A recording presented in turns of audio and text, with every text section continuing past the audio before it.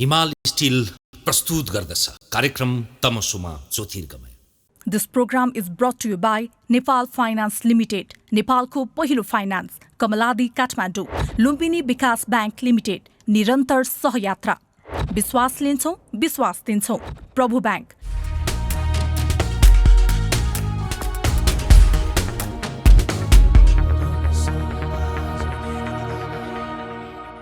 दर्शकबिन नमस्कार, कार्यक्रम तमसुमा ज्योतिर्गमयमा यहाँलाई हार्दिक स्वागत छ। आजको श्रृङ्खलामा हामी डाक्टर अङ्गराज तिमल सिन्हासँग संवाद गर्दैछौँ। छापामा, अखबारमा, लेखाइमा, अक्षरबाट चिन्नेका लागि, पढ्नेका लागि, पर्गेल्नेका लागि उहाँ झन्डै 2 दशकदेखि नेपाली पाठकका लागि परिचित नाम हो। विश्लेषक, विकास विज्ञ अथवा विकास कार्यकर्ताका रूपमा उहाँ संयुक्त राष्ट्र सङ्घमा आजभन्दा 14 वर्ष अगाडिदेखि आबद्ध हुनुहुन्छ। विशेष गरी सुदूरपश्चिमको बाजुरा जिल्लाबाट विद्यालय शिक्षा पुरा गरेर तिमल सिन्हाले अमेरिका स्थित थिङ्क ट्याङ्क ऱ्यान्ड कर्पोरेसन अन्तर्गतको ग्रेजुएट स्कुलबाट आर्थिक नीति विश्लेषणमा विद्यावारिधि गर्नुभएको छ। थिङ्क ट्याङ्कमा रहेर द्वन्द्वोत्तर मुलुकहरूको पुनर्निर्माणदेखि लिएर विकसित मुलुकहरूको शिक्षा र स्वास्थ्य सुधारका क्षेत्रमा काम गर्दै आउनुभएको छ। हाल उहाँ संयुक्त राष्ट्रसङ्घीय विकास कार्यक्रम UNDP को भ्रष्टाचार विरोधी परियोजनाको ग्लोबल प्रोग्राम एडभाइजरका रूपमा हुनुहुन्छ। सिङ्गापुरमा रहेर उहाँले 50-60 वटा मुलुकलाई सुशासन र भ्रष्टाचार विरोधी मामलामा सघाउने गर्नुभएको छ। भौतिक रूपमा उहाँको यात्रा, किनभने कामको प्रकृति नै संयुक्त राष्ट्रसङ्घ भन्ने बित्तिकै यसमा आबद्ध 193 देश छन्, कुनै न कुनै रूपमा त्यसको आफ्नो आबद्धता जोडिहालिन्छ। भौतिक रूपमा उहाँ 100 भन्दा बढी देशमा पुगिसक्ने यसलाई सौभाग्य भन्ने कि संसार डुल्न पाउनु सौभाग्य नै होला, त्यसरी व्याख्या गरे पनि भयो। आज उहाँको हुर्काइदेखि लिएर बाजुराबाट संयुक्त राष्ट्रसङ्घसम्मको प्रस्थान बिन्दु बनाएर समग्र देश, विदेश, विश्व, भूराजनीति, विकास, नीतिगत स्थिरता लगायतका विषयमा चर्चा गर्छौँ। डाक्टर तिमल सिन्हा, स्वागत छ यहाँलाई। Thank you Tikaramji.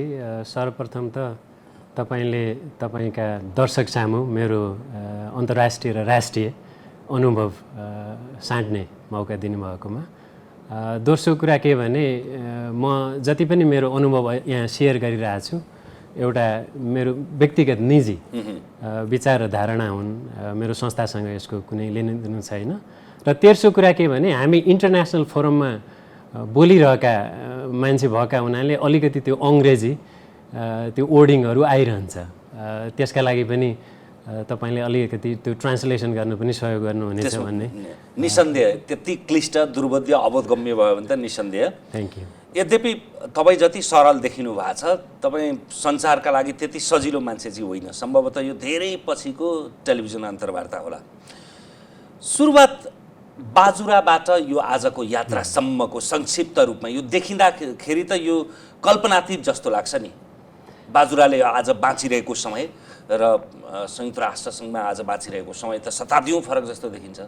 म आफ्नै जिन्दगीलाई पछाडि कहिलेकाहीँ निहालेर हेर्छु। अङ्ग्रेजीमा हामी रेट्रोस्पेक्सन भन्छौँ नि, कहाँबाट कहाँ पुगियो, अब के गरिएला भन्ने कालको रेट्रोस्पेक्सन गर्दा कहिले कहिले मलाई के लाग्छ भने, म 17औँ शताब्दीबाट अब करिब 20-21औँ शताब्दीमा जम्प मारियो कि यही 30-40 वर्षको पिरियडमा। पहिला SLC पास मैले बाजुराबाट गरेँ।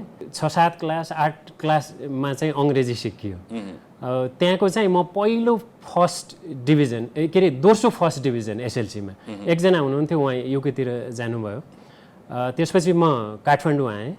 अनि काठमाडौँ आउँदा अहिले पछाडि हेर्दाखेरि एकजना ओल्ड ब्याङ्कको भाइस प्रेसिडेन्ट हुनुहुन्थ्यो त्यो बेला। उहाँ नेपाल भ्रमणमा आउनुभएको थियो, यो मिएको निसिमिजु भन्ने। उहाँले एउटा इन्ट्रेस्टिङ वाक्य त्यतिखेर चाहिँ नेपालका बारेमा चाहिँ भन्नुभएको थियो, Kathmandu is an island in an ocean of poverty. त्यो भन्नुको कारण के भने, उहाँले के भन्नुभएको थियो भने 10-20-30 किलोमिटरै काठमाडौँभन्दा बाहिर जाँदा जो काठमाडौँमा देखिने ग्लिटरिङ भन्छौँ नि, त्यो एक किसिमको विकासको बाहिर भएका सबै कुराहरू छौँ, हामीले ल्याएका पनि छौँ, धेरै कुरामा प्रगति पनि भएका छन्।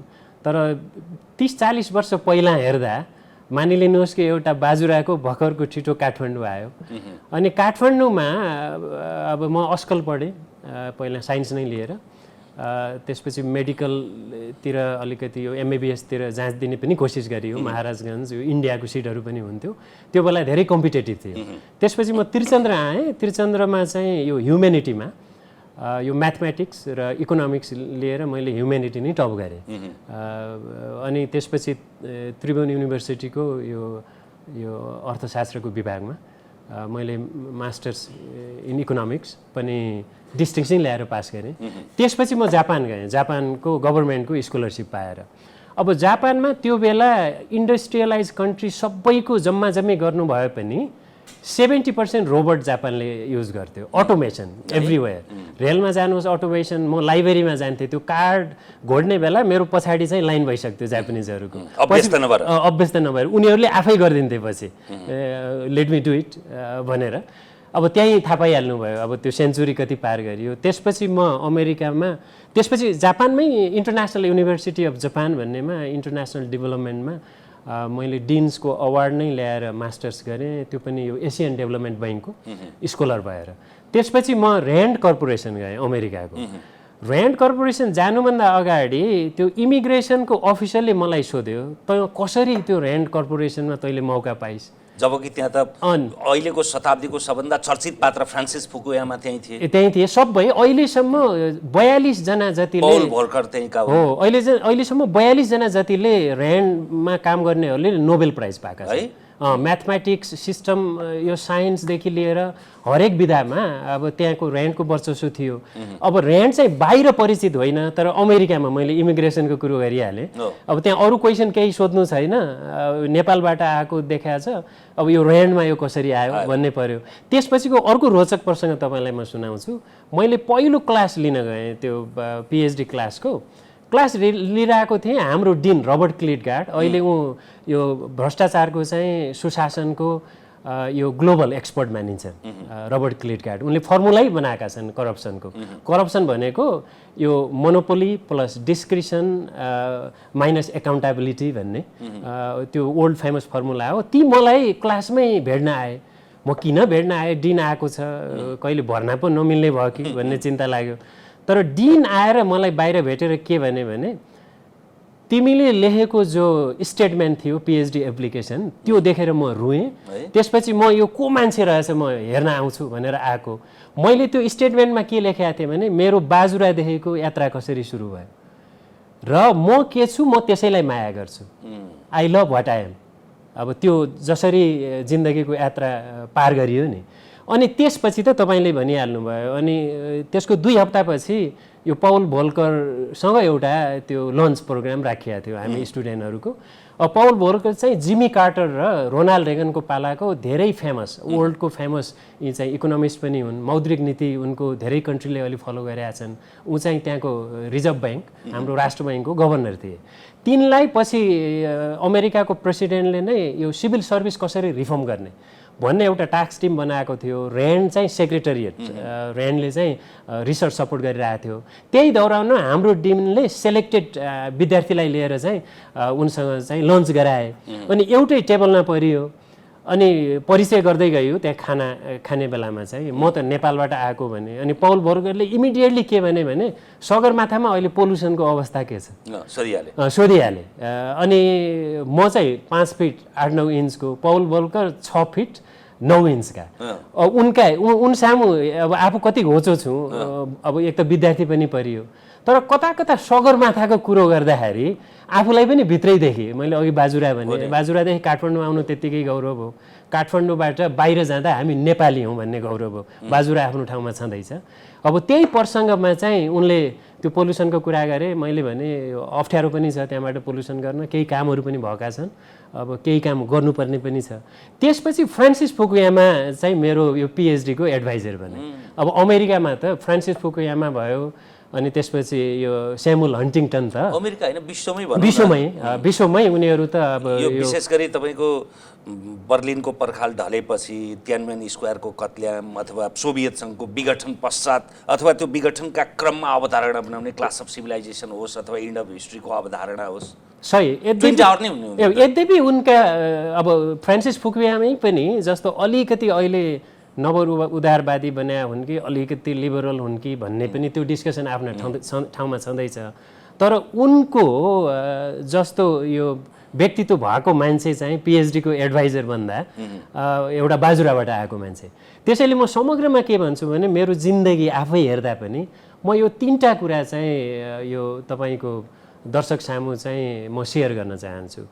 पहिलो कुरा के हो भने जिन्दगी भनेको यो 100 मिटर 200 मिटरको रेस चाहिँ होइन। अहिले हामीले देखिरहेछौँ नि, अहिले जताततै पनि सर्टकट खोजिने खालको सामाजिक एउटा पद्धति भनौँ संस्कार बस्दै गएको छ। युट्युब बनायो, एउटा हिट बन्यो, अथवा एउटा बाइट दियो इन्टरभ्यूमा चाहिँ अब त्यसले चाहिँ सेन्सेसन क्रिएट गरोस् भन्ने। अब एउटा काउली फलायो, त्यसमा इन्जेक्सन दिएर कति छिटो कति धेरै पैसा आउला, अथवा एउटा कहीँ बिजनेस गर्यो, समाजमै के भइदियो भने लाइफ भने सर्टकट हो भन्ने जस्तो। किनभने एउटाले पियर प्रेसर पनि हुन्छ समाजमा, अर्कोले त्यस्तो गर्न थालेपछि हामी त्यो सोसियल इन्टिग्रिटी भन्छौँ नि, अब त्यो सबैले त्यही फलो गर्न थाल्छन्। त्यो भएका हुनाले तर मलाई के लाग्छ भने लाइफ चाहिँ 100-200 मिटरको जस्तो अङ्ग्रेजीमा स्प्रिन्ट भन्छौँ नि, त्यो चाहिँ होइन, यो चाहिँ म्याराथन नै हो। अब म्याराथन हुँदा के हुन्छ भने आज तल भइएला, भोलि माथि भइएला, तर कन्सिस्टेन्टली मेहनत गर्दै गयो र आफ्नो लक्ष्य पनि छ, मेहनत पनि गर्न सक्यो भने तपाईलाई यो अर्को एउटा उदाहरण दिन्छु। यो माल्कम ग्ल्याडवेलको किताब छ एउटा, त्यो किताबको टाइटलै Outliers the stories of success भन्ने हो। उनको थ्योरी के भने 10,000 घण्टा कसैले कुनै पनि कुरामा मेहनत गर्यो भने त्यो मान्छे एक्सपर्ट बन्छ। बिल गेट जस्तै सबै त्यसरी सक्सेसफुल भए हुन् भन्छन्। अब धेरैले के भन्छन् भने लक हो, यी ठुल्ठुला मान्छेहरू सफल मान्छेहरूको अब लक होला भन्ने। यहाँ नेपालमै पनि अब हाम्रो अहिलेको प्राइम मिनिस्टरका बारेमा अब 5औं चोटि बने 7औं चोटि बन्ने कुराहरू पनि उठ्छन् नि। अब कोही मान्छे 5 चोटि प्राइम मिनिस्टर त लगले नहोला, 1 चोटि होला लक होला, 2 चोटि कोइन्सिडेन्स होला, 3 चोटि 4 चोटि 5 चोटि। अब जिन्दगीमा पनि के हो भने अब यो रेस लङ टर्मको म्याराथन भएका हुनाले अप्स र डाउन हुन्छन् नै, त्यो कन्सिस्टेन्ट हुनु पर्यो र सबैभन्दा बढी मेहनत चाहिँ चाहिन्छ। अब मेहनतसँग जोडिएको अर्को कुरो म तपाईँलाई के भन्छु भने म जस्तै हरेक बालक अथवा बालिका, म जस्तै हरेक युवा, कोही बाजुरा होस्, भोजपुर होस्, ताब्लेजुङ होस्, सोलुखुम्बु होस्, जुम्ला होस्, आखिर पोटेन्सियल त हुँदो रहेछ नि।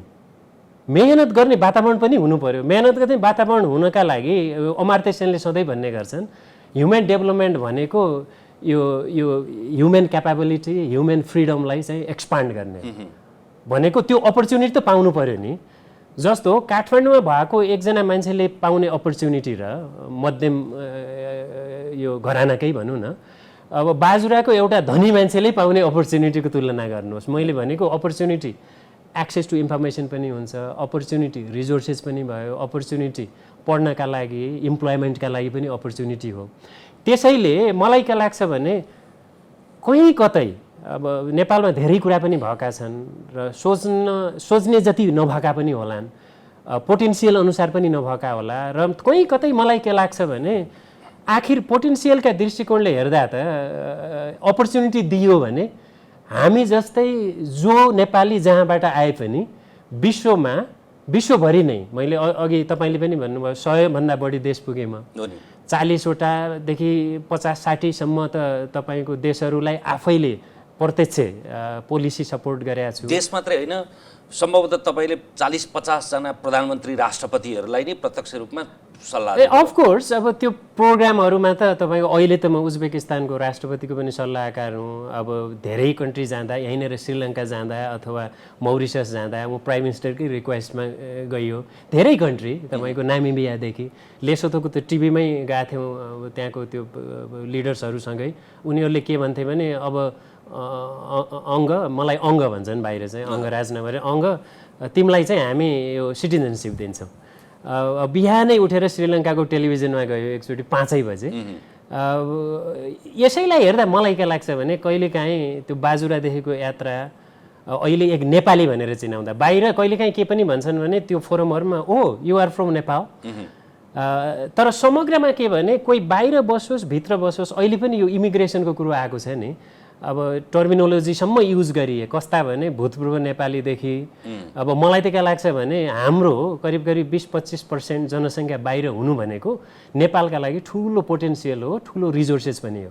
जस्तो मै जस्तै यदि 50 जना नेपालीहरूले बाहिर अन्तर्राष्ट्रिय रूपमा अहिले गरिएको काम गर्न सक्यौँ भने नेपालको अन्तर्राष्ट्रिय छवि, हामीलाई हेर्ने दृष्टिकोण र हाम्रो बारेमा जति पनि आउँछ नि एट्र्याक्सन चाहिँ त्यो डबल भएर जान्छ। यसले एउटा ठुलो वातावरण सँगसँगै धरातल निर्माण भयो अङ्गराज तिमेल सिन्हा अथवा अङ्ग भनेको को हो भन्ने विषयमा। नेपाल चाहिँ कहाँ छ अहिले, हामी कहाँ छौँ? राजनीतिक, सामाजिक, सांस्कृतिक, आर्थिक, भौगोलिक, भूरणनीतिक, सामरिक ठुलो प्रश्न भयो यो। तर जति धारिलो, तिखो, पिछिलो मान्छे भयो त्यसले त्यति ठुलोको त्यति सूक्ष्म र चुस्त उत्तर दिन सक्छ। यो पनि धेरै गहन प्रश्न उठाउनु भयो। मैले यही 2-3 हप्तामा धेरै साथीभाइहरूसँग, हाम्रो नेपालको पोलिसी मेकरहरूसँग पनि मैले उहाँहरूलाई के भने एउटा डिबेट अब सुरु हुनु जरुरी छ। पहिला डिबेट के थियो भने किन नेपाल बनेन भन्ने डिबेट थियो टिकारामजी। अबको डिबेट के हुनुपर्छ भने किन नेपाल हाम्रो पोटेन्सियल अनुसार बन्न सकेन, बन्दै नबनेको भन्ने पनि होइन। म तपाईँलाई यो 3टा स्ट्रिमको कुरो सुनाउँछु। पहिलो हेरौँ, राजनीतिक सशक्तिकरण र चेतनाको कुरा गरौँ। विश्वमा प्रजातान्त्रिकरण भनौँ, अब लोकतन्त्रीकरण भनौँ, 3वटा वेभहरू आएको देख्नुहुन्छ तपाईँले हिस्ट्री हेर्नुभयो भने। एउटा वेभ पहिला के थियो भने यो जो साम्राज्यवादीहरू बाट चाहिँ मुक्त हुने, जस्तो इन्डियाको कुरो गरौँ। अब हामी नेपाललाई त त्यो समस्या भएन, हामी सधैँ इन्डिपेन्डेन्ट रह्यौँ। दोस्रो वेभ के थियो भने यही प्रजातान्त्रिकरण र लोकतान्त्रिकरणको चाहिँ अब करिब करिब अथोरिटेरियन टाइपको रिजिम, चाहे त्यो मोनार्की होस्, चाहे एकदलीय व्यवस्था होस्, चाहे कम्युनिजम टाइपको व्यवस्था होस्। तपाईँ अहिले बसिरहेको सिङ्गापुर जस्तो, मलेसिया जस्तो, दक्षिण कोरिया जस्तो, भियतनाम जस्तो, त्यसबाट चाहिँ प्रजातान्त्रिकरणमा जाने होइन। यो भोटिङ राइट्सका कुरा भए, जनताबाट प्रतिनिधि चुनिने एउटा लहर आयो। हाम्रो 2046 को लहर त्यही नै हो। त्यसपछि यो 90s को दशकमा खास गरी यो 3 दशक, यो 2-3 दशकदेखि यो विश्वभरि नै एउटा यो लोकतान्त्रिकरणको नयाँ वेभ आएको छ। त्यो भनेको के भने समाजमा पिछडिएको क्षेत्रलाई चाहिँ समेट्नुपर्छ। यो कुरालाई तपाईँले भने कुरालाई बडा सैद्धान्तिक विवरण र विश्लेषणसहित स्यामुएल पी हन्टिङटनले थर्ड वेभ भन्ने पुस्तकमै सिलसिलेवार रूपमा क्रान्ति र प्रतिक्रान्तिको लुकामारी भनेर व्याख्या नै गरेको। मैले एक अर्थले उनकै यो प्याराफ्रेज गरेर भने हो। यो त ग्लोबलै मुभमेन्ट यसरी आएको छ। अब कहिले कहिले नेपालमा मान्छेहरूले एनजिओले ल्याए भन्छन् र अर्कोतिर ग्लोबल यो अहिलेको मुभमेन्ट हेर्नुभयो भने आइडेन्टिटीको पनि कुरा छन्, पहिचानका। सशक्तिकरण भनेको पोलिटिकल आइडेन्टिटी पनि हो, अब यो इकोनोमिक इम्पावरमेन्ट पनि हो होइन। यसैसँग चाहिँ अलिकति इनइक्वालिटीको इस्यु चाहिँ अहिले बाहिर आयो। जस्तो सस्टेनेबल डेभलपमेन्ट गोल भन्नुहोस्, अब त्यसमा इनइक्वालिटीको इस्यु, त्यसलाई घटाउने इस्यु चाहिँ प्रमुख प्राथमिकताका साथ राखिएको छ। अब इनइक्वालिटी भन्दा के छ भने पुरुष र महिला बिचको इनइक्वालिटी, सहर र गाउँ बिचको इनइक्वालिटी, इन्कमको इनइक्वालिटी, हेल्थको इनइक्वालिटी, एजुकेसनको इनइक्वालिटी हुन्छ। मैले समग्रमा नेपालको यो डेभलपमेन्टको हिस्ट्री बताउँदाखेरि यो राजनैतिक सशक्तिकरणमा हामीले धेरै उपलब्धि हासिल गरेका छौँ। चेतनाको दृष्टिले अतिवादलाई नसहने हाम्रो जो संस्कार अहिले छ त्यो पनि राम्रो कुरा हो। जस्तो अरब स्प्रिङ आएको थियो नि 2011 मा चाहिँ, अरबका धेरै अरब देशहरूमा ट्युनिसियाबाट सुरु भएको थियो। त्यो बोआजिजी भन्नेले यो आत्मदाह गर्न खोजेका थिए। ती साधारण एउटा भेन्डर थिए। भेन्डर भनेको हाम्रो यो सडक पेटीमा जसरी तरकारीहरू बेच्ने होइन, लुगा लत्ता बेच्ने हुन्छन् नि। त्यति बेला म धेरै हाम्रो अरबतिरका साथीभाइहरूलाई के भन्थेँ भने नेपालमा त हामीले 70-75 वर्ष पहिले नै यस्तो एक्सपिरियन्स गरेका थियौँ। त्यो अर्थले भन्दा हामीले गौरव गर्ने ठाउँ पनि छ। किन गौरव गर्ने ठाउँ छ भने चेतनाको दृष्टिले, हाम्रो राजनैतिक सशक्तिकरणका दृष्टिले नेपाल अगाडि गयो। अब कहाँ चुक्यौँ त? 2टा कुरामा हामी चुकेका छौँ। एउटा चाहिँ आर्थिक सशक्तिकरण, आर्थिक सशक्तिकरणका दृष्टिले हेर्नुभयो भने तपाईँले 2007 साल त हाम्रो क्रान्तिमै गयो। अब त्यसपछि अब बिपी बाबुको विश्वेश्वर प्रसाद कोइरालाको जो छोटो पिरियड आयो त्यो पिरियड बिचमा चाहिँ इकोनोमिक पोलिसिजहरू भए, फरेन पोलिसिज भए, डेभलपमेन्ट पोलिसिज भए, त्यो ठुलो पोलिसी लेभलमा चाहिँ एउटा ठुलो फड्को मारिएको थियो। धेरैले के भन्छन् भने राजा महेन्द्रको कालमा यो 2019 देखि 2019 देखि 2026 सम्म 18 देखि 28 भन्छ 18 देखि 28 19 देखि मैले त्यो भूमि सुधारको त्यो आएको बेलालाई कोट गर्न खोजेको हो। 2028 देखि 28 है भनौँ, त्यो 18 देखि 28 त्यो 10 वर्षभित्र धेरै काम गरिए भन्छन्। तर म त क्रेडिट दुबईलाई दिन्छु। दुबईलाई भन्न खोजेको मतलब त्यसको प्लानिङ, त्यो प्लानिङको प्रोसेस दुबईलाई दिनुपर्ने हुन्छ। त्यसपछि 2046 आयो। 46 पछि के भयो भनेपछि तपाईँको त्यो 47 देखि 51 को पिरियड भनौँ न, त्यो पिरियडमा नेपालमा चाहिँ आर्थिक दृष्टिकोणले ओपननेस बढ्यो। जस्तो हामी जस्तै बाजुराबाट आएका मान्छेले पासपोर्ट पाएर अमेरिका पढ्न जाने, जापान पढ्न जाने, हामी जस्तो मिडल क्लासले त्यो आफैमा पनि उपलब्धि हो। देशको समग्रतामा निम्न मध्यम वर्ग भयो, उहाँको चाहिँ बाजुराको चाहिँ मिडल क्लास भयो। त्यसैले त्यो बेला कम्तीमा पनि प्राइभेट सेक्टरको इकोनोमीमा पार्टिसिपेसन बढ्यो। अब निजीकरणका कुरा 2-4वटा त्यहाँ अपवाद हुन्, त्यहाँ अलिकति त्यहाँ समस्या भएको छ त्यो निजीकरणको प्रोसेसमा। तर समग्रतामा हेर्दाखेरि चाहिँ अब राजस्व कम्तीमा कर्मचारीलाई तलब खुवाउने राजस्वमा देश त पुग्यो नि त्यसपछि। अनि अर्को कुरो के भने अब शिक्षा, स्वास्थ्य अनेक क्षेत्रमा चाहिँ प्राइभेट सेक्टरको पार्टिसिपेसन पनि बढ्यो। अब समग्रमा यो यो यो साक्षरताको पनि बढाएको छ, इलेक्ट्रिसिटीको एक्सेस पनि बढ्यो त्यसपछि। अनि अर्को कुरा यो रोडहरूको पनि निर्माणहरू बढे, सबै कुरा भए। तर त्यसपछि के भइदियो भने देश चाहिँ अलिकति अब त्यसलाई अङ्ग्रेजीमा भन्दाखेरि त्यो जाम जस्तो कि अब एक त कन्फ्लिक्ट पनि सुरु भयो। अब त्यो पनि एउटा मूल कारण हो। अब कन्फ्लिक्ट पछि पनि जब हामी पिस प्रोसेसमा गयौँ, हाम्रो शान्ति सम्झौतामा गयौँ, शान्ति सम्झौतामा गइसकेपछिको त्यो पिरियड पनि करिब 10-11 वर्ष ट्रान्जिसनमै रह्यो। र समग्रमा यो इकोनोमिक डेभलपमेन्टको दृष्टिकोणले भन्दाखेरि टेकारामजी चाहिँ प्रगति पनि भएको छ। मैले अघि भने नि अब त्यो साक्षरतादेखि लिएर खानेपानीदेखि लिएर रोड बनाउनेदेखि लिएर। तर तपाईँले यो प्रगतिलाई हेर्नुभयो भने दुईटा कुरा हेर्नुपर्ने हुन्छ। एक चाहिँ हामीले आफैसँग तुलना गर्ने, अर्को हामीले चाहिँ हामी विश्वमा अरू देशहरूले के गरिरहेका छन् भनेर तुलना गर्ने। म त्यो बारेमा अलि डिटेलमै अलिकति पछि गरौँला। र थर्ड पोइन्टमा चाहिँ यो लिडरसिप डेभलपमेन्ट कता पुग्यो, किनभने देशको मूल कुरो लिडरसिप नै हो।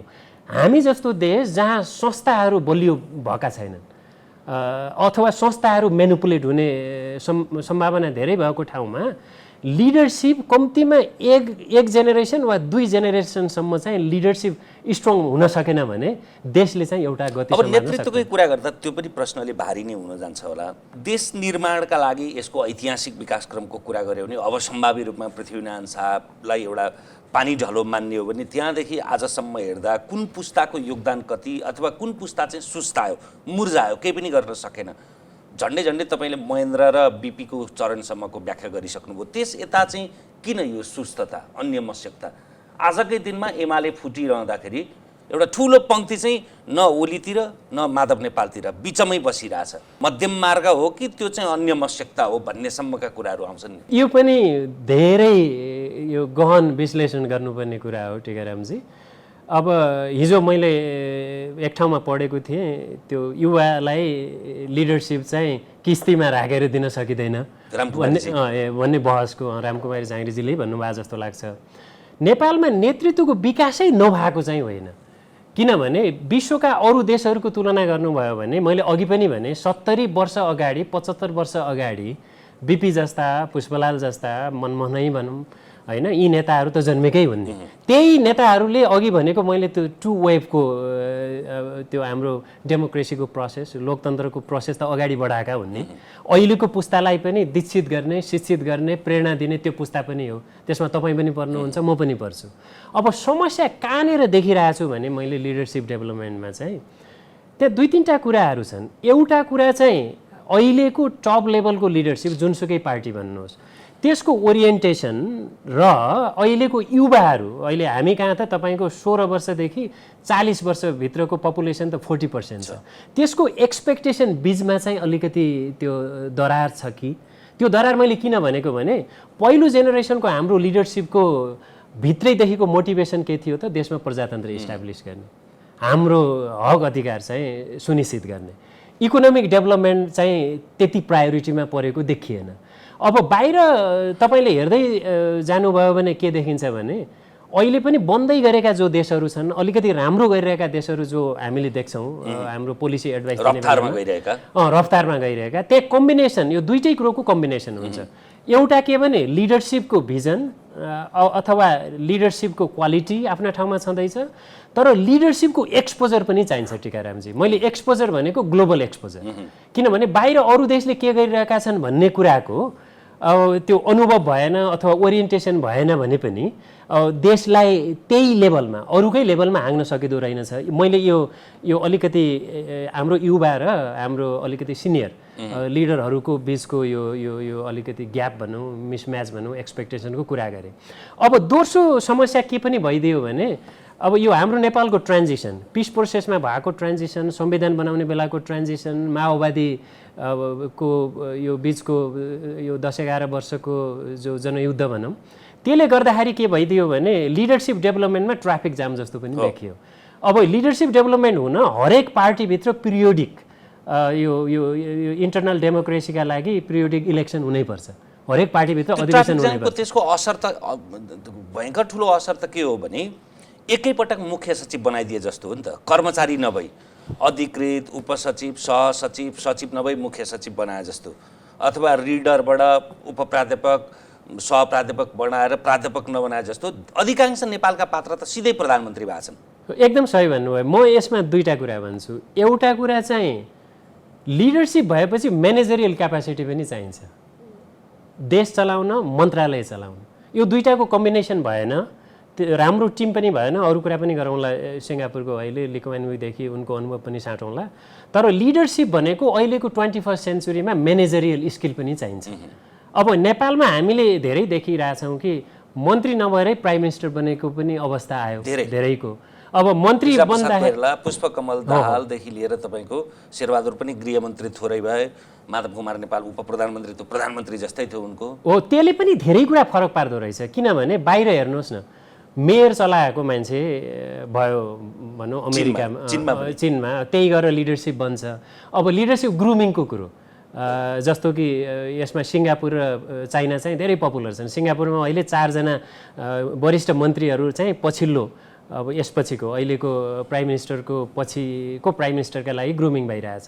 अब चाइनामा त भाइस प्रेसिडेन्ट हुने नै प्रेसिडेन्ट हुने चलन त धेरै पहिलेदेखि थियो। अब कम्युनिस्ट पार्टी भए पनि लिडरसिपको ग्रुमिङ भइरहेको थियो।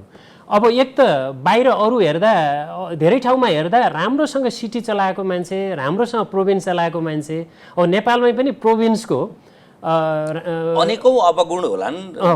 के अरे भारतमै पनि त गुजरातमा राम्रो प्रतिफल नदिए भए मोदी त्यहाँको प्रधानमन्त्रीको उम्मेदवारै बन्ने थिएनन् नि। हो, एक अर्थले त्यो ओरिएन्टेसन हुनुपर्छ जस्तो लाग्छ मलाई टिकारामजी। चाहिँ अब नेपालमा चाहिँ म्यानेजरियल स्किल बढाउने हो भने पार्टीभित्र होस्, बाहिर होस्, जनताले होस्, अब तपाईँहरूले होस्, मिडियाको मान्छेहरूले होस्, यो इन्करेजमेन्ट भनौँ अथवा एक किसिमको इन्सेन्टिभाइजेसन भनौँ, अब यो काम गर्दै गएर त्यसको अनुभव बटुलेर चाहिँ देश बनाउने, देश निर्माण गर्ने प्रक्रियामा हामी जानुपर्छ जस्तो लाग्छ। अब चर्चा गरौँ युवा लिडरसिपको कुरो। त्यहाँ दुईटै पाटा छन्। एउटा पाटो के भनेपछि युवा लिडरसिपले समेत आफ्नो क्वालिटी, आफ्नो एक्सपिरियन्स, आफ्नो भिजन, आफ्नो टिमवर्कको विकास गरेर आफैमा कन्फिडेन्स बिल्ड गरेर अलिकति सिनियर लिडरहरूलाई च्यालेन्ज पनि गर्न सक्नु पर्यो नि।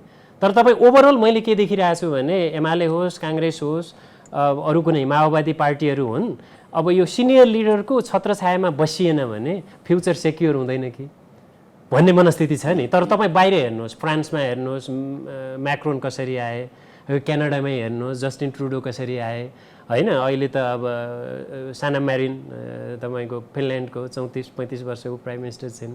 अब यहाँ न्युजिल्यान्डमा हेर्नुहोस्, होइन, 39 इयर्समै प्राइम मिनिस्टर भएको।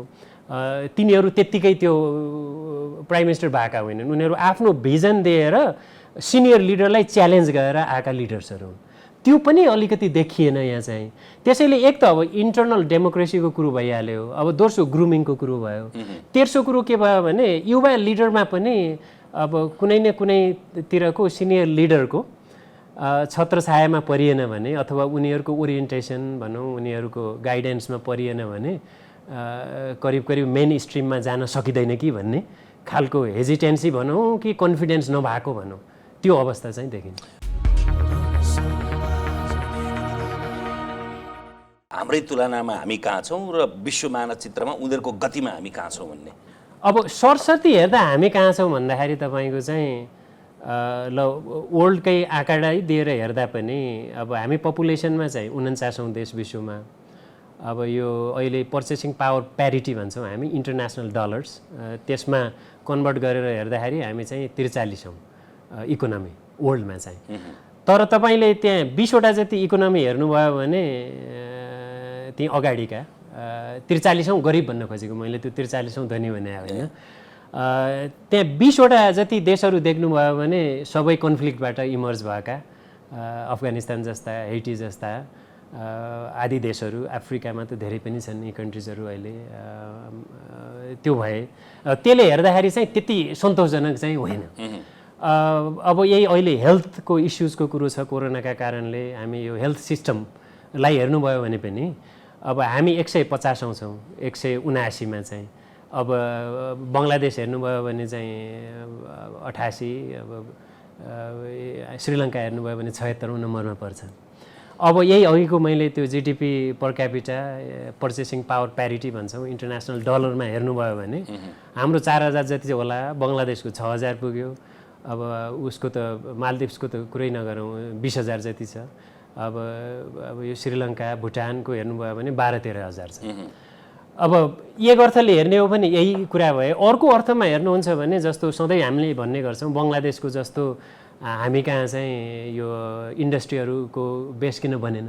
अब डेटा हेर्नुहुन्छ भने हामी कहाँ अहिलेको समस्या के हो भने एकातिर इन्डस्ट्रीको बेस खुम्चिँदै गएको छ, अर्कोतिर अब त्यो सक्ने जति इम्प्लोइमेन्ट पनि दिन सकेको अवस्था छैन, र अर्कोतिर के भयो भने अलिकति क्वान्टिटीमा मात्रै ध्यान दियो कि हाम्रो विकासमा चाहिँ क्वालिटीमा ध्यान दिएन कि। मैले त्यो किन भन्न खोजेँ भने हाम्रो शिक्षा र स्वास्थ्य हेर्नुहोस् न, सरकारी स्कुल सरकारी अस्पतालले दिने क्वालिटी, प्राइभेट सेक्टरका स्कुल प्राइभेट सेक्टरका यो अस्पतालहरूले दिने क्वालिटी हेर्नुहोस्, रोडै हेर्नुहोस् न, रोड नबनेका होइनन् नि। हामी कहाँ एउटा वर्ड प्रचलनमा छ नि अहिले, डोजरी विकास, असारे विकास। रोड त पहाडतिर चाहिँ क्रिस क्रस गरेर कतिौँ रोड, त्यही मेरै बाजुरामा पनि कति बनेका छन्, तर 12 महिना चल्ने रोडहरू नेपालमा छैन। तपाईँ भुटान जानुभयो भने एउटा मात्रै रोड छ, क्वालिटीको रोड, त्यो पनि इन्डियन मिलिट्रीहरूले बनाइदिएको रोड, माथिसम्मै जाने 12 महिना चल्ने खालका रोडहरू छन्। त्यसैले मलाई के लाग्छ भने अलिकति हाम्रो विकास दिगो बनाउन सकिएन कि, अलिकति चाहिँ हामीले पोटेन्सियल अनुसार चाहिँ यो हाम्रो आफ्नै रिसोर्सेस ट्याप इन गर्न सकेनौँ कि। अर्को कुरो चाहिँ क्वालिटीमा, विकासको क्वालिटी भनौँ न, त्यसमा ध्यान दिएन कि। यही विकासको क्वालिटीसँग जोडिएको इस्यु चाहिँ इनइक्वालिटी पनि हो, जस्तो असमानता घटाउने कुरोमा। अब फेडरलिजमको त मुख्य कुरै यो असमानता घटाउनका लागि यो चाहिँ धेरै सहयोगी हुन्छ भनेरै आएको झारखण्ड अब त्यो पहिचान र सामर्थ्यलाई भन्ने पनि हो। तर यो अलिअलि प्रतिस्पर्धाको वातावरण बनाइदियो भने पछाडि परेको क्षेत्रलाई अलिकति पुस गरियो, अलि बढी रिसोर्सेस दियो भने यो समानता, यो विकासमा समानता ल्याउन सकिन्छ भन्ने पनि हो। र अर्कोतिर दिगो विकासको पनि कुरा छन्, जस्तो अहिले हामी कहाँ मुख्य समस्या भनेको भूकम्पले थिला बनाएको छ। हामी त त्यो नेचुरल जो यो क्लाइमेटिज छ नि त्यसका लागि धेरै भलरेबल छौँ। अब हाम्रो ग्लेसियर सुक्दैछन्, नदीहरू पनि अब सुक्खा हुँदैछ, सुक्खा पहिरो त छँदैछ, अब अरू बाढी पहिरो हरेक मनसुनमा त्योको समस्या त छँदैछ। त्यो भएकाले पनि दिगो विकासका लागि पनि केही सोच्नुपर्ने अवस्था छ। अब यो हामी पछाडि परेको अथवा हामी कहाँ के भए नभएको यही नै हो। अब अर्को पक्ष चाहिँ नेतृत्वको विकास भनिरहँदा त्यो राजनैतिक नेतृत्वको पोलिसी तहको विषय त हुँदै हो, त्यसको कार्यान्वयन गर्ने नोकरशाही तन्त्र, कर्मचारी तन्त्र पनि। यिनीहरू चाहिँ जोगी देख्दा भैँसी तर्सिने, भैँसी देख्दा जोगी तर्सिने। सधैँ यो मनोवृत्ति संसारभरि नै हो कि हामी कहाँ बढ्यो? यो संसारभरि नै हो। किन संसारभरि नै हो भने अब यो दुवैको तादात्म्यता मिलाउन सक्यो, दुवैतिरको संस्कार, अङ्ग्रेजीमा हामी इन्टाइग्रिटी भन्छौँ नि, पोलिटिकल लिडरसिपमा पनि इन्टाइग्रिटी हुनु पर्यो। अब सिभिल सर्भेन्ट, अब पब्लिक सर्भेन्ट भनौँ न, अब त्यसमा पनि इन्टाइग्रिटी हुनु पर्यो। अब पोलिटिकल लिडरसिप पनि आफू गभर्न गर्न चाहिँ हामी सत्तामा छौँ भनेर यो 21st सेन्चुरीमा हुँदैन। 21st सेन्चुरीको कन्सेप्ट भनेको के हो भने सर्भिस डेलिभरीको कन्सेप्ट हो। हामी सत्तामा जानुको कारण जनतालाई सर्भिस दिने हो भन्ने हो। तपाईँ इन्डियामा अब मोदीका अनेक पक्षहरू होलान्, त्यतातिर नजाउँ, तर म प्रधानमन्त्री होइन प्रधान सेवक हुँ भन्ने उनले त्यो मान्यता त इस्टाब्लिस गरे नि।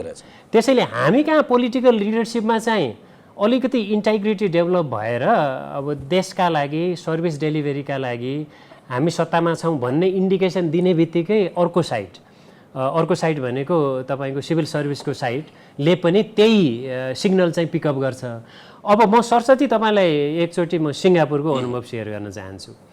सिङ्गापुरमा ली कुआन यू अब सन् 1965मा जब मलेसियाले चाहिँ ल सिङ्गापुर हामीलाई चाहिएन, तिमीहरू छुट्टै बन भनेर सिङ्गापुरलाई चाहिँ एक्ल्याएपछि ली कुआन यूसँग के च्यालेन्ज थियो भने थर्ड वर्ल्डबाट 2-3 दशकमै चाहिँ सिङ्गापुरलाई फर्स्ट वर्ल्ड बनाउने। रिसोर्सेस त केही पनि छैन, त्यहाँ नेचुरल रिसोर्सेस पनि छैन, भूगोल पनि छैन, जनसङ्ख्या पनि धेरै छैन।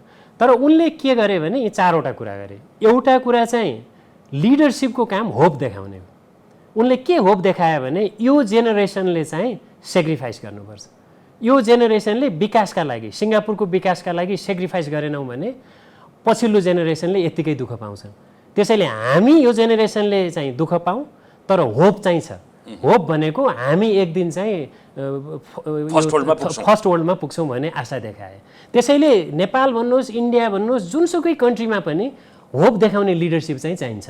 तर यहीँ पनि 2/3 मेजोरिटी आएको थियो। त्यो होप देखाउने सुरुमा चाहिँ अब बेनिफिट अफ डाउट्स भन्नुहोस् अथवा हामी सबैको आकाङ्क्षा भन्नुहोस्, अब स्थिरता भयो, अब त्यो होप सुरुवात भयो भन्ने देखिएको पनि हो नेपालमा चाहिँ।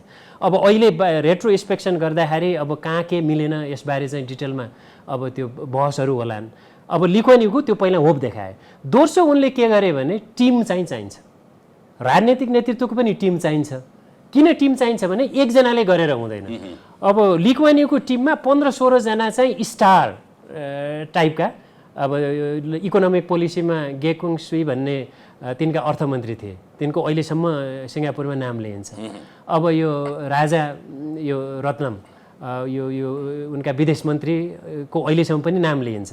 त्यसैले उनको टिम राम्रो थियो। टिम भन्दाखेरि पोलिटिकल लिडरसिपको पनि टिम पर्छ टिकारामजी, त्यसपछि सिभिल सर्भिसको पनि टिममा पर्छ। इम्प्लिमेन्टेसन गर्ने त सिभिल सर्भिसै हो नि। त्यसैले उनले के भने म 1 वर्षभित्रैमा चाहिँ सिङ्गापुरको सिभिल सर्भेन्ट चाहिँ वर्ल्ड क्लास बनाउँछु। त्यही अनुसारको इन्सेन्टिभाइज गरे, त्यही अनुसारको मान्छेलाई मोटिभेट गरेर सिभिल सर्भिसमा लगे। अनि अहिले त तपाईँको यो पब्लिक सर्भिस एक्सिलेन्सका कुरा गर्छौँ हामी। एक्सिलेन्स भनेको कुरा गर्दाखेरि सिङ्गापुरको नाम लिन्छ।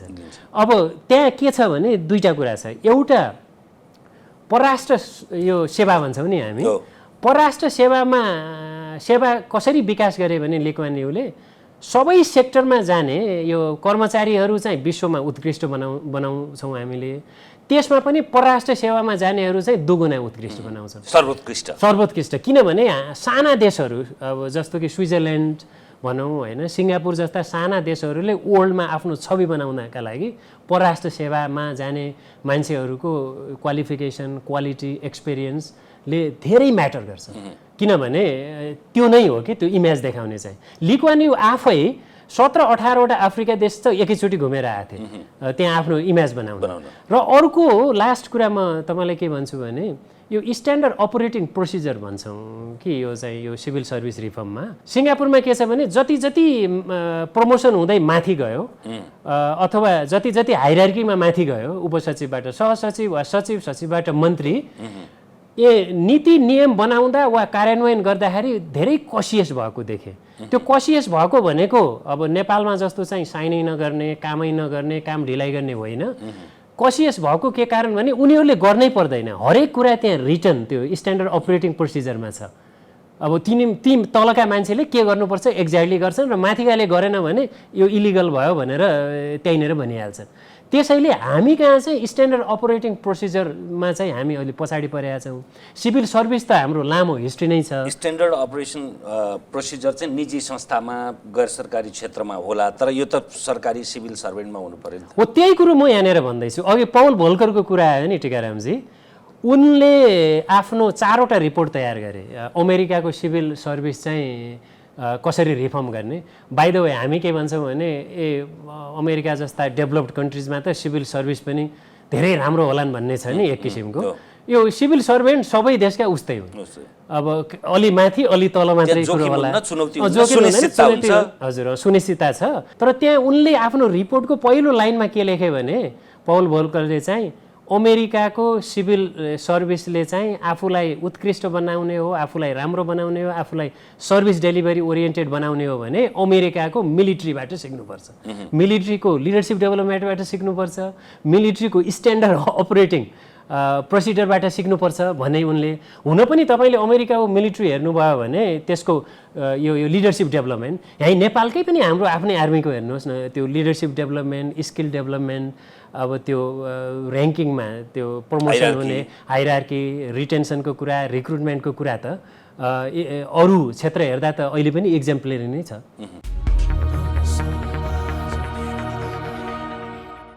तपाईसँगको यो बडा दुर्लभ बसाइमा विषय प्रसङ्ग थुप्रै छन्। सङ्घीयताको पाटो नि हामीले जसरी ल्याएको थियौँ अघि तपाईँले भन्नुभयो, त्यसलाई अझै व्याख्या गरौँ न। यो किन झन्डै असफल जस्तो, अथवा यो चाहिँ लगभग हामीले धान्न नसक्ने जस्तो भएको? असफलै त नभनौँ, जस्तो भनौँ न, धान्नै नसक्ने पनि जस्तो भनौँ। यसका 3टा पाटा छन् टिकारामजी। पहिलो पाटो चाहिँ हाम्रो सङ्घीयता नेपालमा यो पिस प्रोसेसको सेटलमेन्टकै पाटोका रूपमा आएको। हामी नेपालको शान्ति प्रक्रिया र यो सङ्घीयता अहिलेको त्यो व्यवस्था भनौँ न, त्यसलाई चाहिँ भिन्न गर्न सक्दैनौँ।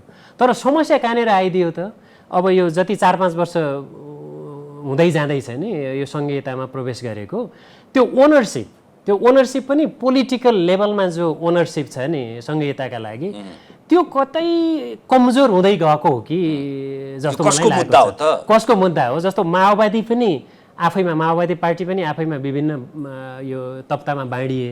अब एमाले पनि अहिले बाँडिएको अवस्थामा छ। अब 3 वर्षमा चाहिँ अब यो बढी सेन्ट्रलाइज कन्ट्रोल भयो भन्ने पनि देखियो। अब नेपाली काङ्ग्रेस होला, अरू पार्टीहरू होलान्, तिनीहरूभित्र पनि एउटा तप्ता चाहिँ यो लादिएको हो कि भन्ने खालको छ। ठुलै तप्ता भनौँ। अब त्यसको त अहिले रिसर्च भएको छैन होइन, सर्वे भयो भने थाहा होला। म इकोनोमेट्रिसियन पनि भएको हुनाले म त्यो यति नै छन् त भन्दिनँ होइन। तैपनि के छ भने एक किसिमको डाउट क्रिएट भएको छ र त्यसले ओनरसिप चाहिँ कमजोर बनाएको छ। यो कसको मुद्दा हो? त्यो पोलिटिकल साइडमा।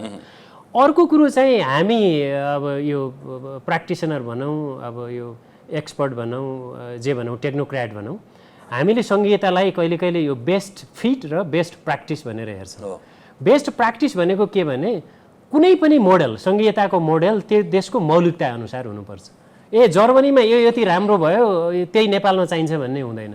किनभने यो सङ्घीयता कि त यो विभिन्न खाले राज्य भनौँ अथवा प्रोभिन्स भनौँ, तीलाई मिलाएर बनाएका संहिताहरू छन् विश्वमा, कि त अघि तपाईँले आइडेन्टिटी भन्नुभयो, अरू कुराहरूलाई हेरेर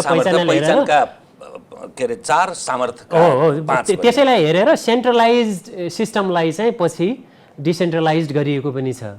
अब यसमा डिभोल्युसनको पावर पनि कुरो आयो, डिसेन्ट्रलाइजेसनको कुरो पनि आयो होइन। यो पाटो भयो बेस्ट फिट। अब मलाई के लाग्छ भने हामी बेस्ट प्र्याक्टिसतिर ध्यान नदिउँ, किनभने हाम्रो मौलिकता अनुसार अब बेस्ट फिटतिर जानु पर्यो। अब बेस्ट फिट भनेको रेट्रो इन्स्पेक्सनतिर जाउँ, रेट्रो फिटिङ भनौँ न, रेट्रो इन्स्पेक्सन गरेर रेट्रो फिटिङ। रेट्रो फिटिङ भनेको कहाँ ग्याप छन् त्यसलाई कसरी फिट गर्ने होइन। अब त्योसँग त फेरि पोलिटिकल मुद्दा पनि जोडिएको छ। अब सबै पोलिटिकल पार्टीले चाहिँदैन भोलि भने त अब हामी जस्तो टेक्नोक्र्याटले संविधानका निश्चित कुरा बाहेक अरू अपरिवर्तन भएकै छैनन्। अब हामी जस्तो टेक्नोक्र्याटले अब यो रेट्रोफिटिङ गर भन्न पनि मिलेन। तर अब टेक्निकल पाटोमा जाँदाखेरि 4वटा कुरा छ। पहिलो कुरो फर्म्स भन्छौँ अङ्ग्रेजीमा। फर्म भने रूप स्वरूप। अब हामी कहाँ हाम्रो संहिताको रूप स्वरूप के हो भने यो समन्वयकारी, सहकारी, यसलाई हामी भन्छौँ नि कोअपरेटिभ फेडरलिजम। अब तर यसो हेर्दा यो 3 वर्षको दौरानमा के देखियो भने अझै सेन्ट्रल्ली कन्ट्रोल टाइपको। अब हामीले चाहिँ त्यो न त सिभिल सर्भिसलाई पनि त्यति राम्रोसँग डिसेन्ट्रलाइज गर्न सक्यौँ, न त पावरलाई यो पावरको डिभोल्युसन भनेको प्रोभिन्सतिर चाहिँ लगेर जान सकियो। अब यो स्वरूपमा चाहिँ अब स्वरूपमा संविधान हेर्दा अब यो सहकारिताको, अब प्र्याक्टिसमा हेर्नुभयो भने सेन्ट्रल्ली कन्ट्रोल अहिले पनि देखियो। अर्को चाहिँ फङ्सन भन्छौँ नि हामी चाहिँ, धेरै कुरामा प्रोभिन्सले के गर्ने माथिकाले के गर्ने अहिले अझै क्लियर गर्नुपर्ने भएको छ। जस्तो तल पनि प्लानिङ कमिसन छ, माथि पनि प्लानिङ कमिसन छ, अब एउटै स्वरूपका। अब तल पनि तपाईँको यो प्रोक्युरमेन्ट गर्ने निकायहरूका बनाउन खोजिया छ, तल पनि अब कर्मचारीदेखि पुलिस प्रशासन राख्ने पनि अब लजहरू आउँदै होलान्। त्यसैले मलाई के लाग्छ भने छिटोभन्दा छिटो हामीले लज बनाउन सक्यौँ, कानुनहरू बनाउन सक्यौँ र अहिलेको जो संवैधानिक इजलास छ नि त्यसले चाहिँ छिटोभन्दा छिटो यस्तो यो संवैधानिक मुद्दाहरू विशेष गरी यो फङ्सनका कुरामा चाहिँ कसको फङ्सन हो त भन्ने कुरामा छिटै निर्कुल गर्नुपर्ने देखिन्छ। अर्को अब फङ्सनालिटिज भन्छौँ, फङ्सनालिटिज भनेको प्रोभिन्समा त क्षमतै छैन। प्रोभिन्समा अब यो जो अहिले आएको नीति कार्यान्वयन बजेटको कार्यान्वयन गर्ने क्षमतै छैन। अहिले पनि हाम्रो सङ्घीय सरकारसँग डिपेन्डेन्ट छन् उनीहरू। र लास्टमा चाहिँ फन्डको कुरो भयो। अब फन्ड हेर्नुभयो भने विश्वमा यो फेडरलिजम भएका देशहरूमा चाहिँ यो एभरेज यो भर्टिकल ग्याप चाहिँ 44% जति छ। भर्टिकल ग्याप भनेको माथिको सरकारले तलको सरकारलाई पैसा दिने भनेको। हामी कहाँ चाहिँ 90% भन्दा बढी छ भनेको माथिकै सरकारमा राजस्वमा डिपेन्डेन्ट हुने, माथि प्रशासनिक अरू इकाइ जस्तो भयो। त्यसले गर्दाखेरि प्र्याक्टिसमा चाहिँ यो सेन्टरकै एउटा पाटो हो भने जस्तो देखियो। अब हुनुपर्ने चाहिँ के हो भने यो कम्प्लिमेन्टारिटी कोअपरेटिभ टाइपको यो संविधानले भनेको अनुसार हुनुपर्ने हो हाम्रो फेडरलिजम। तपाईँ विश्वका आधा जस्तो देशमा जानुभएको छ। विश्वको भू रणनीति भू राजनीति कस्तो हुन्छ, यसको संवेदनशीलता के हुन्छ भन्ने थाहा छँदैछ। हामी छिमेकी फेर्न सक्दैनौँ, मित्र फेर्न सक्छौँ। हामी कस्तो अवस्थितिमा छौँ र हामीले गर्ने हाम्रो विदेश नीति परराष्ट्र नीति कस्तो हुनुपर्छ, हाम्रा प्राथमिकताका छिमेकीहरू के हुन्, हामीले कुन रूपमा प्रस्तुत हुनुपर्छ? तपाईँले यो जियो पोलिटिक्सको कुरो पनि उठाउनु भयो। यसको बहस यो अन्तर्राष्ट्रिय यो मुद्दादेखि लिएर विकास भयो, अब अन्तर्राष्ट्रिय सम्बन्ध भयो, सबै कुरासँग जोडिएर हेर्ने गरिन्छ। अब जियो पोलिटिक्स भनेको ब्लेसिङ पनि हो, कर्स पनि हो। नेपालीमा भन्दाखेरि यो चाहिँ वरदान पनि हो, अभिशाप पनि हो भनौँ न। तपाईँ त्यहाँ हेइटी हेर्नुहोस् न, अब अमेरिकाकै छेउमा छ, भूकम्पले पनि त्यसैलाई विनाश गर्ने, सत्ता परिवर्तन त्यहीँ भएका छन्, प्रेसिडेन्ट पनि त्यहीँ मारिएका छन्, प्रेसिडेन्ट पनि त्यहाँबाट भगाइएका छन्। अमेरिकाको छेउमा रहेको क्यारिबियन ब्युटिफुल कन्ट्री हेर्नुहोस् न। अब त्यो एक जियो पोलिटिक्सको अब एउटा चाहिँ अभिशाप। त्यहीँनिर तपाईँ स्विजरल्यान्ड हेर्नुहोस्, इटाली, फ्रान्स, जर्मन जस्ता ठुला देशको बिचमा छ। अस्ट्रिया अब चारै देश भनौँ न, अब अस्ट्रिया अलि सानो भयो हुनाले मैले त्यो 3टा ठुलो देशको कुरो गरेको। ती 3 ठुला देशको बिचमा भएको देश स्विजरल्यान्ड त स्विजरल्यान्ड छ नि, उनीहरूका लागि पनि अनुकरणीय, उनीहरूका लागि पनि अनुकरणीय छ। त्यसैले अब नेपालतिर आउँ। मलाई त नेपाल, म स्विजरल्यान्डको धेरै ठाउँ गएको छु, माथि पहाडसम्म गएको छु। त्यहाँको अब के छ भने तपाईँको एउटा रोड पनि पुगेको छ, केबल कार पनि पुगेको छ, रेल पनि पुगेको छ स्विजरल्यान्डमा। तर त्यो रेल चाहिँ 2 दिनमै बन्या होइन, 17औँ 18औँ शताब्दीदेखि उनीहरूले सुरु गरेका छन् त्यो चाहिँ। अब हामी कहाँ के भइदियो भने प्याराडाइम त बिस्तारो चेन्ज भइरहेछ हाम्रो जियो पोलिटिक्सलाई हेर्ने। सुरुमा हामी ल्यान्ड लकडाउन भन्थ्यौँ नि, भूपरिवेष्टित हौँ भन्थ्यौँ। अब हामी ल्यान्ड लिङ्क्डको कुरामा गएको छौँ नि तपाईँको। अहिले पनि चाइनादेखि इन्डियामा पनि एक किसिमको एपिटाइट के छ भने कलकत्तादेखि दिल्लीदेखि काठमाडौँ हुँदै अब लासा जोडेर लासाबाट उतापट्टि खुमिङ लाई इस्ट एसियातिर जोड्न सकिने, यताबाट काठमाडौँ लासा हुँदै तपाईँको पाकिस्तान अफगानिस्तान भएर चाहिँ युरोप जोड्न सकिने जो यो ल्यान्ड लिङ्कको कन्सेप्ट भने नि, त्यसको अपार सम्भावना छ र थियो पनि। अब अफगानिस्तानको कुरो पनि आएको छ अहिले, इन्स्टेबिलिटी, अब त्यो कतिसम्म गर्न सकिने नसकिने हो। तर इन्डिया र चाइना जोड्न सकिने जो अपार हाम्रो यो पोटेन्सियल छ नि हरेक दृष्टिले, त्यसको चाहिँ हामीले सक्ने जति सदुपयोग गर्न सकेनौँ कि? अब तपाईँले भनेको प्रश्नको म उत्तर दिँदैछु। बङ्गलादेशलाई हेर्नुहोस्, चीन र भारत दुवैलाई ब्यालेन्समा गरेर राखेको छ। अब भारतसँग त बोर्डरको समस्या पनि सुल्झियो। अब चीनको पनि उसले विकासका लागि चाहिँ यो भरपुर तपाईँको यो रिसोर्सेस पनि ल्याएको छ, इन्डियाको रिसोर्सेस पनि ल्याएको छ भनेपछि त गर्न नसकिने होइन। तर हामीले गर्न चुकेको मलाई कहाँ लाग्छ भनेपछि हामीले सधैँ यो व्यवस्था स्थिरता भनेको यो यो यो के अरे सरकारको स्थिरता अथवा यो व्यवस्थाको स्थिरता कि अब त्यो अनुसारको तर्क गर्दै गयौँ। हाम्रो नीतिगत स्थिरता भएन टिकारामजी। हुनुपर्ने के हो भने सरकार फेरिए पनि वैदेशिक नीति, विकास नीति, हाम्रो चाहिँ डिफेन्सदेखि लिएर सुरक्षाको नीति भनौँ होइन, सामरिक नीति, यी नीतिहरूमा राष्ट्रिय सहमति बनेर 10 वर्ष 20 वर्षका लागि चाहिँ तय हुनुपर्ने र त्यो जो सरकार आउँदा पनि त्यही नीतिमा चाहिँ त्यही नीतिलाई हामीले कार्यान्वयन गर्ने हो। त्यो भयो भने के हुन्थ्यो त, हामीले जो सिग्नलिङ भन्छौँ नि दिने, छिमेकीलाई दिने, सुपर पावरहरूलाई दिने, त्यो सिग्नल त एउटै हुन्थ्यो। यहाँ त के भयो भने नयाँ सरकार आयो भने यसको परराष्ट्र नीति के हो, यसको भारत हेर्ने दृष्टिकोण के हो, अथवा भारतले समर्थन गरेको छ कि छैन, चीनले समर्थन गरेको छ कि छैन, कति दिन शुभकामना दियो, अमेरिकाले के गर्यो भन्ने बहस आउनुको मुख्य कारण नै के हो भने हामीले जो दिनुपर्ने सिग्नलिङ हो नि, त्यो सिग्नलिङ के हुनुपर्छ त, सिग्नलिङ चाहिँ हामी तिमीहरूको यो आन्तरिक मामिला अथवा तिमीहरूको इन्ट्रेस्टका कुरामा चाहिँ हामी दखल दिँदैनौँ, हामीले त्यसमा आजाउन पनि दिँदैनौँ। तर हाम्रा कुराहरूमा पनि हाम्रो जो छ नि अब राष्ट्रिय मुद्दादेखि लिएर हाम्रो सोभरेन्टीका कुरादेखि लिएर हाम्रो विकासका कुरामा चाहिँ हाम्रो चाहिँ प्राथमिकता यो हुन् र यी कुरामा चाहिँ हामीले कसैले पनि अलिकति थिचोमिचो गरेको चाहिँ हामी सहँदैनौँ। अब उत्तरार्धमा हामीले यत्रो तपाईँको व्यक्तिगत हुर्काइदेखि लिएर विश्वमा काम गर्दाको अभ्यास अनुभव, नेपालको विकास, सुस्थता अथवा सापेक्षित रूपमा विकास किन भएन भन्दा पनि अपेक्षाकृत किन भएन भन्ने मात्रै प्रश्न रहेछ। कस्तो देख्नुहुन्छ आउने दिन? आउने दिन धेरैले त के भन्छन् भने मैले अस्ति एक ठाउँमा भनेको थिएँ नेपाल योभन्दा तल जाने ठाउँ छैन। मैले योभन्दा तल जाने ठाउँ छैन भनेको आर्थिक हिसाबले भने होइन, मैले चेतनाको हिसाबले भनेको। चेतनाको हिसाबले किन भने नेपालमा कुनै पनि खालको अतिवाद नेपालमा यो हाम्रो यो मेजोरिटी नेपालीले सहँदैन। त्यस अर्थमा चाहिँ अलिकति यो यो यो सकारात्मक पाटो भयो। अब इकोनोमिक डेभलपमेन्टको कुरो गर्दाखेरि अबको दिन कसरी जान्छन्? अहिले हामी कोरोनाको युग छ, अहिले 3-4वटा कुराहरू चाहिँ पपुलर छन् यो अन्तर्राष्ट्रिय जगतमा। एउटा कोरोनानोमिक्स, कोरोनाको इकोनोमिक्स, अनि अर्को चाहिँ न्यू नर्मल, अनि अर्को चाहिँ कसैले बिल्डिङ ब्याक बेटर भन्छन्, कसैले बिल्डिङ फरवर्ड बेटर भन्छन्। यी 3टा कुराहरू चाहिँ अब मलाई के लाग्छ भने यो कोरोनालाई म्यानेज गरेर हामीले यो ह्युमेनिटेरियन क्राइसिस, हेल्थ क्राइसिस र इकोनोमिक क्राइसिस म्यानेज गरेर अगाडि कसरी बढ्छौँ। अब त्यो अगाडि बढ्नमा अब एउटा के छ भने कुरो अहिले हामीले हाम्रा संस्थाहरू कति बलियो बनाउन सक्छौँ। जस्तो हेल्थ सिस्टम कति रेजिलियन्ट हुने, अब हाम्रो यो सरकारी सङ्घ चाहिँ कति रेजिलियन्ट हुने, हाम्रो इकोनोमी चाहिँ हामीले कति रेजिलियन्ट बनाउँदै जाने कि नजाने। जस्तो अहिले कोरोनाले त के सिकायो भने डिपेन्डेन्ट भइदियो भने त अर्थतन्त्र अरू देशमा चाहिँ डिपेन्डेन्ट हुने बित्तिकै त यस्तो कोरोना जस्तै धेरै नेचुरल यो क्लाइमेटिजले त गाह्रो बनाउने रहेछन् नि। त्यसैले हामी स्वावलम्बन हुनेतिर चाहिँ देश कति जान्छ। अब त्यसका लागि त इन्डस्ट्रीको बेस बढाउनु पर्यो, इम्प्लोइमेन्टको अपर्च्युनिटी क्रिएट गर्नु पर्यो।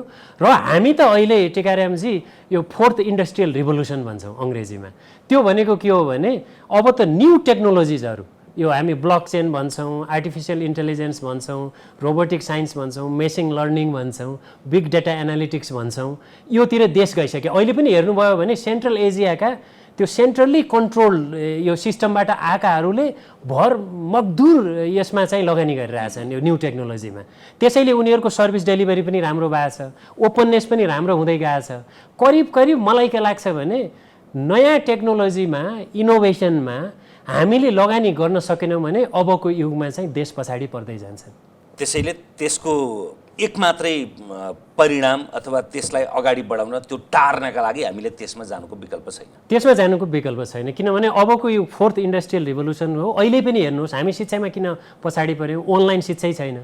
हाम्रा बालबालिकाले त 2 वर्ष अब उनको जिन्दगीमा चाहिँ खेर गयो हाम्रा बालबालिकाहरूको। हेल्थको सेवा भन्नुहोस्, घरमै बसेर टेलिमेडिसिन गर्न पनि सकिने अवस्था हो। अब यो ई-कमर्स भन्नुहोस्, अर्को भन्नुहोस्, सिङ्गापुर, अमेरिका वा चाइनामा केही त्यति ठुलो इम्प्याक्ट नै परेको छैन। किन त? अनलाइन सिस्टम छ, सप्लाई चेन पनि सबै अनलाइनबाट हुन्छ। अब सबै काम चाहिँ अटोमेसन र अनलाइनबाट हुने युग आयो। अब कोरोनाले त झन् त्योलाई रिइन्फोर्स नै गर्यो भने पनि भयो। त्यसैले अबको न्यू नर्मल भनेकै के हो भने टेक्नोलोजीलाई भर मजदुर युज गरेर हामीले चाहिँ हाम्रो इकोनोमी अगाडि कसरी बढाउने र त्यसमा हाम्रो इन्भेस्टमेन्ट कसरी बढाउने, हाम्रो अर्थतन्त्रलाई स्वावलम्बन बनाउन कसरी त्यतातिर जाने भन्ने नै हो। हस्, समय र संवादका लागि धन्यवाद यहाँलाई। Thank you so much. हामीसँग हुनुहुन्थ्यो विकास अध्येता, संयुक्त राष्ट्र सङ्घको ग्लोबल गभर्नेन्स एडभाइजरका रूपमा कार्यरत डाक्टर अङ्गराज तिमिल सिन्हा। आजलाई तमसुमा ज्योतिर्गमयको यो श्रृङ्खला यति नै। हेर्दै रहनुहोला AP1। नमस्कार।